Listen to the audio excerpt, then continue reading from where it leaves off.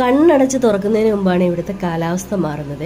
കുറച്ച് നേരം മുമ്പ് വരെ നല്ല വെയിലും വെട്ടമായിട്ട് നിന്ന് അന്തരീക്ഷം ദേ പെട്ടെന്ന് ഇരുണ്ട് മൂടി നല്ല ഇടിവെട്ട് മഴ. ഒരു 10 മിനിറ്റേ മഴ പെയ്തിട്ടുള്ളെങ്കിൽ നല്ല സൂപ്പർ മഴയായിരുന്നു കേട്ടോ. കുറേ നേരമൊക്കെ മഴയൊക്കെ നിന്ന് കണ്ടു.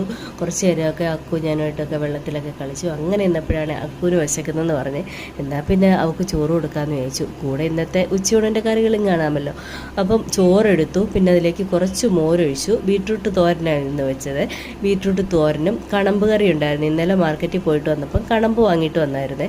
അപ്പോൾ അത് ഇന്നലെ മുളക് അരച്ച് കറി വെച്ചുകൊണ്ട് ഇന്നത്തേന് നല്ല അടിപൊളി സെറ്റായിട്ട് ഇരിപ്പുണ്ട്.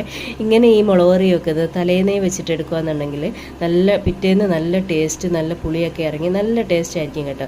ഞാൻ മീൻകറി വെക്കുന്ന റെസിപ്പി വേറൊരു വീഡിയോ ആയിട്ട് ഞാൻ ഇട്ടേക്കാം കേട്ടോ. അപ്പം എന്താ ചോറും എടുത്ത് നേരെ ബാൽക്കണിയിലോട്ട് വന്നു. അപ്പോഴേക്കും മഴയൊക്കെ ഏകദേശം തോർന്നിട്ടുണ്ടായിരുന്നേ.